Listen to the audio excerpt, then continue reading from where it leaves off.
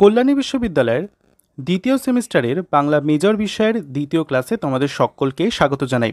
তোমরা দেখছো Bengali study with Jeet এবং আমি তোমাদের সঙ্গে জিৎ স্যার। সেকেন্ড সেমিস্টারের বাংলা মেজর, এসিসি, এমডিসি এবং এইচএসসি সিলেবাসের সমস্ত বা সম্পূর্ণ সিলেবাসের আলোচনা কিন্তু আমাদের চ্যানেলে আগেই আপলোড করা রয়েছে। তোমাদের মধ্যে যদি কেউ না দেখে থাকো তাহলে অবশ্যই কিন্তু দেখে নিও। ভিডিও ডেসক্রিপশন বক্সে এবং আই বাটনে কিন্তু ভিডিওটার লিঙ্ক দেওয়া থাকবে, তোমরা গিয়ে সেটা দেখে আসতে পারো। দ্বিতীয় সেমিস্টারে তোমাদের যে সিলেবাস রয়েছে সেখানে রয়েছে আধুনিক বাংলা সাহিত্যের ধারা। গত পর্বে আমরা প্রথম পর্বে শ্রীরামপুর মিশন এবং তাদের লেখক গোষ্ঠীর অবদান আলোচনা করেছি। তোমাদের যে প্রথম পর্ব রয়েছে সিলেবাসে সেখানে রয়েছে গদ্য প্রবন্ধের ধারা। সেখানেই তোমাদের দেখবে সিলেবাসে রয়েছে ফোর্ট উইলিয়াম কলেজের কথা। আজ আমরা সেই নোট আলোচনা করব। প্রশ্নের নাম হচ্ছে বাংলা গদ্যের বিকাশে ফোর্ট উইলিয়াম কলেজ ও তাদের লেখক গোষ্ঠীর অবদান আলোচনা করো। এবং তোমাদের জানাবো যে এই প্রশ্নটা কিভাবে 10 নম্বরের উপযোগী সঠিকভাবে সাজিয়ে লেখা যায়। পিডিএফ আকারে তোমরা নোটটা দেখতে পাবে। ভিডিওটা শুরু করার আগে একটা অনুরোধ, অবশ্যই কিন্তু খাতা পেন নিয়ে ভিডিওটাকে সম্পূর্ণ দেখে নোটটাকে লিখে নাও। এই প্রশ্নটা কিন্তু তোমাদের জন্য যথেষ্ট গুরুত্বপূর্ণ। ভিডিওটা শুরু করার আগে একটা অনুরোধ আবারও, ভিডিওটা ভালো লেগে থাকলে অবশ্যই ভিডিওটিকে একটি লাইক করে বন্ধুদের সঙ্গে শেয়ার করতে ভুলবে না। চ্যানেলে যদি নতুন হয়ে থাকো তাহলে অবশ্যই চ্যানেলটিকে সাবস্ক্রাইব করে পাশে থাকা বেল আইকনটি প্রেস করে চ্যানেলের সঙ্গে থাকবে। তাহলে চলো দেখে নিই মূল আলোচনায় কী বলা হচ্ছে। দেখো, লেখা রয়েছে বাংলা গদ্যের বিকাশে ফোর্ট উইলিয়াম কলেজ ও তাদের লেখক গোষ্ঠীর অবদান আলোচনা করো। সঙ্গেই পাশে দেখবে একটা বুলেট মার্ক করে হাইলাইট করে লেখা রয়েছে কেইউ 2018 অনার্স। অর্থাৎ এই প্রশ্নটাই কিন্তু 2018 সালের কল্যাণী বিশ্ববিদ্যালয়ের অনার্স পেপারে চলে এসেছে, তাই তোমাদের কিন্তু এই প্রশ্নটা খুব গুরুত্বপূর্ণ। এছাড়াও প্রশ্নটা যেভাবে ঘুরিয়ে আসতে পারে সেটাও একটু দেখে নাও। প্রথম যে প্রশ্নটা রয়েছে সেটা 10 নম্বরের জন্য উপযোগী এবং পরবর্তী যে দুটো প্রশ্ন অথবা দিয়ে রয়েছে সেই দুটো কিন্তু 5 নম্বরের উপযোগী। প্রশ্নে বলছে ফোর্ট উইলিয়াম কলেজের লেখক গোষ্ঠীর মধ্যে প্রধান 3জন লেখকের নাম উল্লেখ করে বাংলা গদ্যের ক্রমবিকাশে তাদের কৃতিত্ব বুঝিয়ে দাও। দ্বিতীয় অথবাদি যে প্রশ্নটি রয়েছে সেখানে লেখা রয়েছে ফোর্ট উইলিয়াম কলেজে যে কোনো 2জন অথবা 3জন প্রতিনিধি স্থানীয় লেখকের বিষয়ে সংক্ষিপ্ত আলোচনা করো। আমি যেভাবে উত্তরটাকে সাজিয়েছি তোমরাও কিন্তু সেভাবে লিখলেই কিন্তু যথোপযুক্ত নাম্বার পেতে পারবে। উত্তরটা আমরা এভাবে লিখব। প্রথমে ভূমিকা অংশে লিখব বাংলা সাহিত্যে ধারাবাহিক গদ্য রচনার সূত্রপাত ফোর্ট উইলিয়াম কলেজের লেখক গোষ্ঠীর হাত ধরি। বিশৃঙ্খল গদ্যের রূপরীতিকে শৃঙ্খলাবদ্ধ সামঞ্জস্য বিধানে ফোর্ট উইলিয়াম কলেজের অবদান ছিল অনস্বীকার্য। ফোর্ট উইলিয়াম কলেজের পণ্ডিতদের লেখাতেই বাংলা গদ্য সাহিত্যে প্রকৃত বিকাশ ঘটে এবং তা সঠিক সুপথে চালিত হয়। এটুকুনি অংশ লিখব আমরা ভূমিকা অংশে। এরপরে বিভিন্ন পয়েন্টের মাধ্যমে উত্তরটাকে সাজানোর চেষ্টা করব। মাথায় রাখবে, আমরা জানি বাংলা কিন্তু ঢালা লেখাই সাধারণত অভ্যস্ত, কিন্তু কলেজে লেখার ক্ষেত্রে কিন্তু তোমরা যতটা পয়েন্ট দিতে পারবে, যতটা পয়েন্ট দিয়ে তোমরা তোমাদের উত্তরটাকে সাজাতে পারবে সেটা কিন্তু আরও দৃষ্টি আকর্ষক হবে। প্রথম পয়েন্ট করব কলেজ প্রতিষ্ঠার উদ্দেশ্য। দেখছো আমি বুলেট মার্ক করে রেখেছি। লিখব এভাবে, এদেশে ইংরেজ শাসন প্রতিষ্ঠা হওয়ার পর দেশ শাসনের জন্য ইংল্যান্ড থেকে আনা হলো সিভিলিয়ানদের, কিন্তু তারা এদেশের শিক্ষা, সংস্কৃতি, আচার আচরণ এমনকি এদেশের ভাষার সঙ্গে ছিল সম্পূর্ণ অপরিচিত। অথচ এসব না জানলে, এদের সাথে কথা না বললে দেশ শাসন করা হবে দুঃসাধ্য।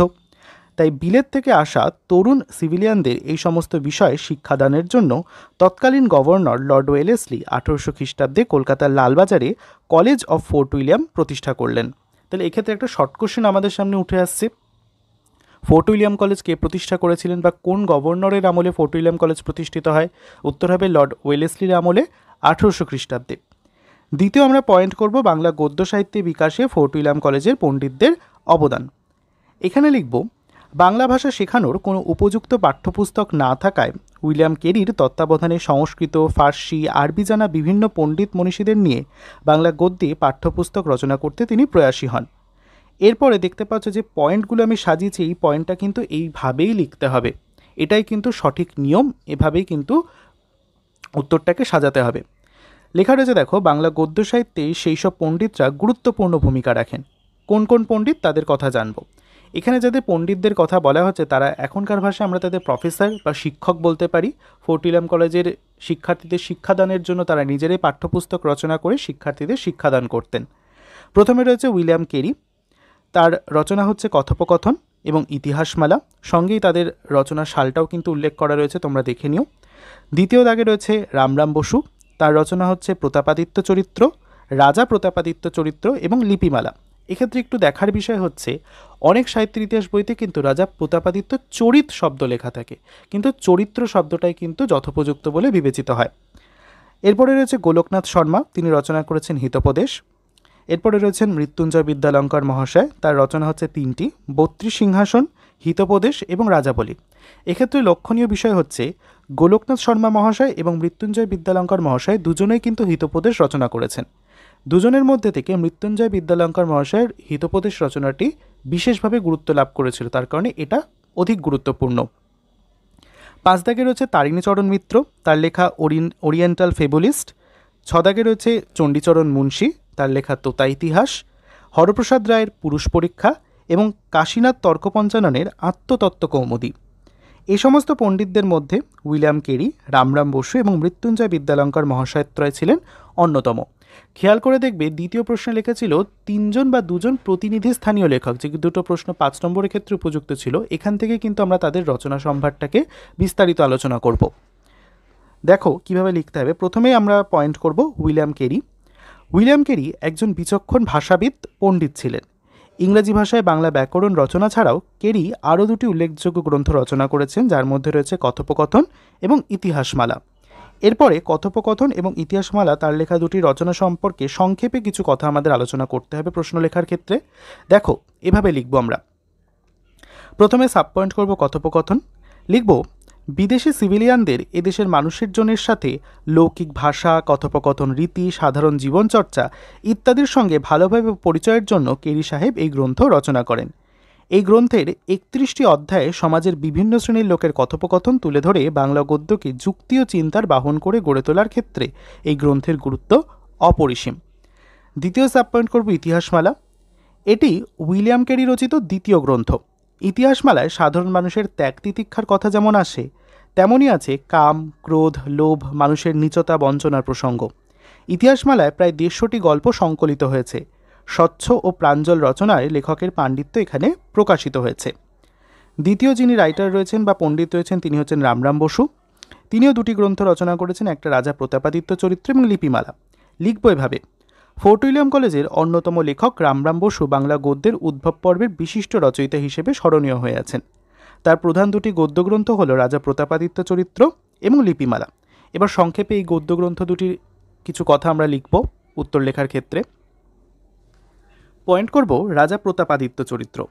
লিখব সমগ্র গ্রন্থে প্রতাপাদিত্যের বীরত্বের সঙ্গে নীচতা, স্বার্থবুদ্ধিতে পিতার বিরুদ্ধে ষড়যন্ত্র এবং পরে অনুতাপ ও পিতার কাছে ক্ষমাভিক্ষা, লোভের বশে জামাতাকে বিনাশের চেষ্টা প্রভৃতি প্রতাপাদিত্য চরিত্র বর্ণনায় রামরাম বসুর উদ্দেশ্য ছিল। গ্রন্থটি প্রথম বর্ণনামূলক গদ্য রচনা। দ্বিতীয় গ্রন্থ হচ্ছে লিপিমালা। লিপিমালা গ্রন্থটি পত্র রচনার ঢঙে রচিত হয়েছে। চিঠির আদলে রাজা পরীক্ষিতের কথা, দক্ষযজ্ঞের কথা, নবদ্বীপে চৈতন্যদেবের আবির্ভাবের কথা, গঙ্গা অবতরণের কথা প্রভৃতি গল্প বিবৃত হয়েছে। নেক্সট প্যারায় লিখব এ সমস্ত গদ্য রচনার মধ্যে দিয়ে রামরাম বসু গদ্য সাহিত্যকে যথেষ্ট পুষ্টি দান করেছিলেন। তার অন্যতম কৃতিত্ব লিপিমালা বাংলা প্রথম বাংলা সাহিত্যে মুদ্রিত রচনা। শেষ যে রাইটারের কথা পড়ব বা পণ্ডিতের কথা পড়ব তিনি হচ্ছেন মৃত্যুঞ্জয় বিদ্যালঙ্কর মহাশয়। ফোর্ট উইলিয়াম কলেজের লেখক গোষ্ঠীর মধ্যেই অন্যতম শ্রেষ্ঠ ব্যক্তি ছিলেন মৃত্যুঞ্জয় বিদ্যালঙ্কর মহাশয়। কলেজের পণ্ডিতদের মধ্যে পাণ্ডিত্যে, মনীষা ও ঔদার্যে মৃত্যুঞ্জয় শ্রেষ্ঠ। বিশেষ করে বাংলা গদ্যের উদ্ভব পর্বে তিনি একজন যথার্থ শিল্পী। তার রচিত রচনাগুলি নিম্নে আলোচনা করা হলো। প্রথমেই পড়ব 32 সিংহাসনের কথা। লিখব এই গ্রন্থের গল্পের মূল উৎস ইতিহাস ও জনশ্রুতি। আদর্শ রাজা বিক্রমাদিত্যের চরিত কথা ও মহানুভবতা বর্ণনা এর 32টি গল্পের মূল উদ্দেশ্য। রাজা বিক্রমাদিত্যের নিঃস্বার্থ পরোপকারী চরিত্র বর্ণনার জন্য এই গল্পগুলি রচিত হয়েছিল। দ্বিতীয় গ্রন্থ হিতোপদেশ। এই অনুবাদ গ্রন্থে পশু পাখির মুখে অবিকল মানুষের ভাষা বসিয়েছেন তিনি, যেটাকে আমরা ইংরেজিতে পার্সোনিফিকেশনও বলে থাকি। কোথাও কৌতুক, কোথাও উপদেশ, কোথাও বা নিছক বর্ণনা গ্রন্থটিকে স্বতন্ত্র মর্যাদা দিয়েছে। তিনি মনে করেছিলেন সাধু বাংলা গদ্যরীতির জন্য সংস্কৃতের আদর্শ অনুসরণ করা উচিত। তৃতীয় গ্রন্থ রাজাবলী। এখানে লিখব হিন্দু যুগ, মুসলিম যুগ শাসকদের ও ইংরেজ আমলের ইতিহাস অবলম্বনে রচিত রাজাবলী। বর্ণনাভঙ্গি সহজ এবং জটিলতা বর্জিত, তবে বাক্যরীতি সংস্কৃত অনুসরণে তৈরি। চতুর্থ গ্রন্থ প্রবোধচন্দ্রিকা। প্রবোধচন্দ্রিকা মৃত্যুঞ্জয়ের অন্যতম রচনা। গ্রন্থটি মূলত সংকলন গ্রন্থ। সংস্কৃত ব্যাকরণ, অলঙ্কার, নীতিশাস্ত্র, ইতিহাস, পুরাণ প্রভৃতি থেকে মৃত্যুঞ্জয় নানা ধরনের উপাখ্যান ও রচনারীতি সংগ্রহ করেছেন। সেই সঙ্গে মৌলিক কাহিনীর সন্নিবেশে গ্রন্থটি রচিত।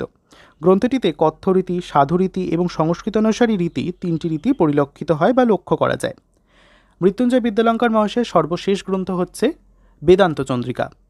বেদান্ত চন্দ্রিকা মৃত্যুঞ্জয়ের স্বাধীন রচনা। এই গ্রন্থের মূল উদ্দেশ্য বেদান্ত শাস্ত্রের প্রকৃত তাৎপর্য বিশ্লেষণ ও ব্যাখ্যা করা। বেদান্ত চন্দ্রিকার ভাষা সংস্কৃততে ভারাক্রান্ত, যুক্তিস্থল প্রায় জটিল এবং পাঠকের কাছে দুর্বোধ্য। এরপরে একটা শেষ আমরা পয়েন্ট করব, গদ্য সাহিত্যের বিকাশে পণ্ডিত মনীষীদের অবদান। লিখব, বাংলা গদ্য সাহিত্যের বিবর্তনে ফোর্ট উইলিয়াম কলেজের পণ্ডিতদের বিশেষ ভূমিকা রয়েছে। পয়েন্ট করে লিখব, বাংলা গদ্যের জড়ত্ব মুক্তিতে তাদের প্রয়াস অনেকটাই সফল। বাংলা গদ্যের মান নির্ণয়ে তারা সহায়ক হয়েছিলেন। দ্বিতীয় পয়েন্টে লিখব, ইতিহাস ও গল্প রচনায় তারা পারদর্শিতা দেখিয়েছেন। তৃতীয় পয়েন্টে লিখব, অনুবাদ সাহিত্যেও তাদের পাণ্ডিত্য লক্ষ্য করার মতো। চতুর্থ, পাঠ্যপুস্তক রচনাতেও তারা পূর্ণ সফল। পঞ্চম এবং শেষ পয়েন্টে আমরা লিখব, গদ্য সাহিত্যের সঠিক পথ ও সঠিক দিশা তারাই প্রথম দেখিয়েছিলেন। এবং শেষে একদম উপসংহার হিসেবে দুটো ছোট্ট লাইন লিখব, বাংলা গদ্য সাহিত্য বিকাশে, বাংলা আদর্শ গদ্যের গঠনে ফোর্ট উইলিয়াম কলেজের পণ্ডিতরা যে কৃতিত্ব দেখিয়েছেন তা অস্বীকার করা যায় না। শিল্পসম্মত আধুনিক গদ্যের তারাই পূর্বসূরি। তাহলে এই ছিল কল্যাণী বিশ্ববিদ্যালয়ের দ্বিতীয় সেমিস্টারের বাংলা মেজর পেপারের সেকেন্ড যে ক্লাস আমরা আলোচনা করলাম তার সম্পূর্ণ আলোচনা। আশা করছি তোমরা ভিডিওটা পুরোটা দেখেছো এবং নোটটা সম্পূর্ণ নিজেদের খাতায় লিখে নিয়েছো। যারা ভিডিওটা পুরোটা দেখলে তাদের কাছে অসংখ্য ধন্যবাদ জানাই। ভিডিওটা ভালো লেগে থাকলে অবশ্যই ভিডিওটিকে একটি লাইক করে বন্ধুদের সঙ্গে শেয়ার করতে ভুলবে না। চ্যানেলে যদি নতুন হয়ে থাকো তাহলে অবশ্যই চ্যানেলটিকে সাবস্ক্রাইব করে পাশে থাকা বেল আইকনটি প্রেস করে চ্যানেলের সঙ্গে থাকবে। এছাড়াও বলবো, তোমরা যদি আমাদের সঙ্গে আমাদের সোশ্যাল মিডিয়া হ্যান্ডেলগুলো যুক্ত হতে চাও তাহলে অবশ্যই ভিডিও ডেসক্রিপশনে সমস্ত সোশ্যালের লিঙ্ক দেওয়া থাকবে, তোমরা সেখান থেকে জয়েন করতে পারো। এবং আমাদের চ্যানেলের অ্যাবাউট সেকশনে Facebook page, Facebook personal account, Instagram page, Instagram personal account এবং হোয়াটসঅ্যাপ চ্যানেলের কিন্তু লিঙ্ক দেওয়া রয়েছে, তোমরা সেখানে যুক্ত হতে পারো ভবিষ্যতে আরও অনেক আপডেট জানার জন্য। তাহলে দেখা হচ্ছে পরের ভিডিওটিতে। সকলে ভালো থেকো, টাটা।